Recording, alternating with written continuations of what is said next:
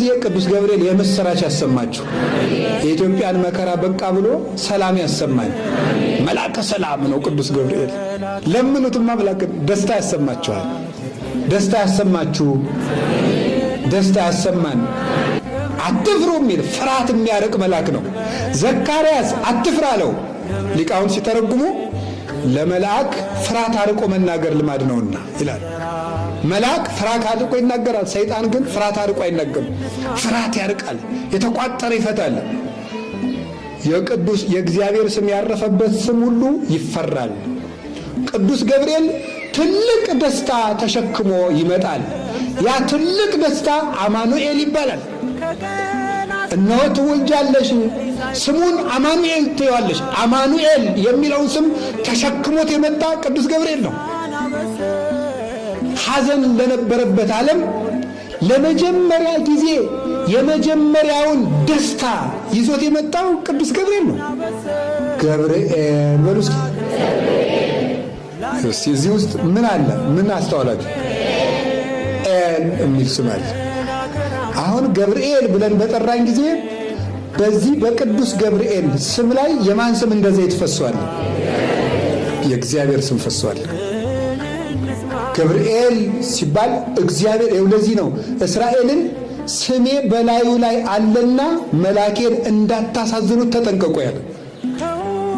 ለዚህ መልአክ ስሰግድ፣ ለቅዱስ ገብርኤል ስሰግድለት በላዩ ላይ የፈሰሰ እግዚአብሔር ስም አለ። ይሄን ስም ይዞ ነው የሚመጣ። ቅዱስ ገብርኤል ሲመጣ ገብርኤል ገብርኤል ገብርኤል ሲሉት ሊቃውንቱ በማህሌት አባቶቻችን በሰዓታቱ መርገፍ መተርጉማንም ሲያስተምሩ ገብርኤል ሲሉት እናንተ መልኩን እየደገማችሁ ገብርኤል ስትሉት የሆነ ነጠላ አካል አይደለም የምትጥሉት። በላዩ ላይ የፈሰሰውን የማንን ስም ጨምራችሁ ነው የምትጥሉት? የእግዚአብሔርን ስም። ያ ይመጣና ያስከብረናል። ያ ይመጣና የተቋጠረውን ይፈታልናል። ቅዱስ ገብርኤል ግርማ ያለውን ክብር የሚሰጠውን ሞገስ የሚያጎናጽፈውን የእግዚአብሔርን ስም ተሸክሞ ነው የሚመጣ።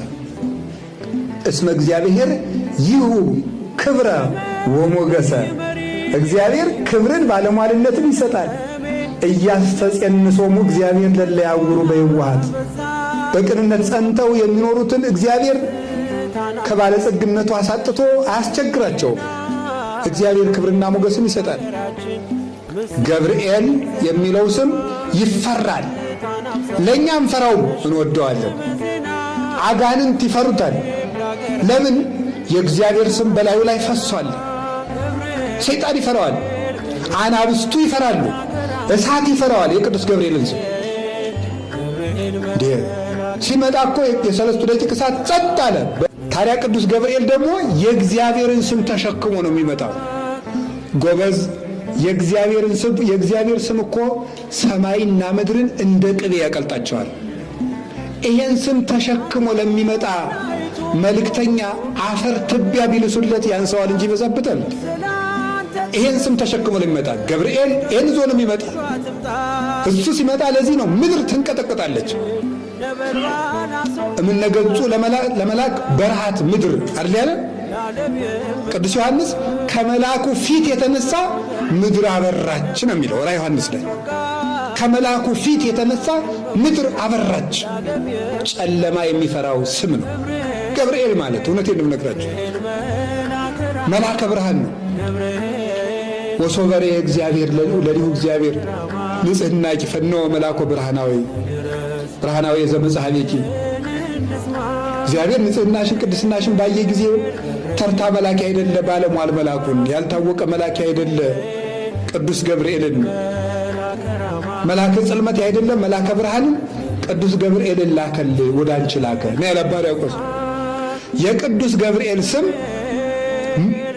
ግርማ አለው። ሲመጣ እሳት ይፈራዋል።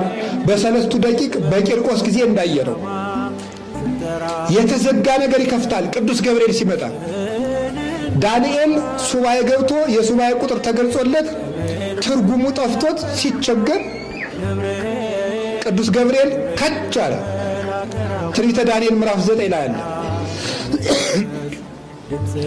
መጻይኩ ከመፈክር ለከ እስመ ብእሴ ፍቶት አንተ ምስጢር ሊተረጉሙልህ የምትገባ ነቢይ ነህና ለአንተ ልተረጉምልህ መጣ አለው። ሲመጣ ደግሞ እየበረረ መጣ ይለዋል። ቅዱስ ገብርኤል ሰው እርዳ ሲሉት ደስ ይለዋል። ደስ እያለው ነው የሚመጣ። እውነቴን ነው የምነግራችሁ።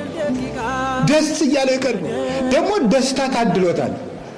ሁልጊዜ በቅዱስ ገብርኤል እንደው በደብሩ በሰፈሩ ሁሉ ዞር ያለ ሰው ደስታ ሳይሰማ አይውልም። ከልቤ ነው የምነግራችሁ። እንደው ሰበካ ጉባኤው ደብሩ እንዲፈጸም እንደዚህ አበልብሎኝ እንዳይመስላችሁ። ከልቤ ነው እማምነው እንደምናገር። ቅዱስ ገብርኤል የደስታ መልአክ ነው። ዘይት ደስ ያሰኛል። ሲቀቡት ፊት ያበራል፣ ደስ ያሰኛል። የእግዚአብሔር ስም ደስታ ነው። ቅዱስ ገብርኤል ይህን ስም ተሸክሞ ይመጣል። ስንጠራው ይህ ስም ይመጣል። ለድንግል ማርያም ደስታ ነገራት። ለሶምሶን እናቶች ለማኑሄና ለእናት አባቱ መጽሐፈ መሳፍንት ምዕራፍ 13 ላይ እንደምታነቡት ልጅ አጥተው ሲኖሩ ትወልዳላችሁ ብሎ ደስታ ነገራቸው። ልጅ አጥቶ ላዘነው ለዘካርያስ ደስታ ነገረው። በጨለማ ላሉት እረኞች ትልቁን ደስታ ነገራቸው። እትፍርሁ እስመናሁ እዜንወክሙ አብየ ዜና ዘይከውን ለክሙ ወለኩሉ ዓለም። ለእናንተም ለዓለሙም ተድላ ደስታ የሚሆን ታላቅ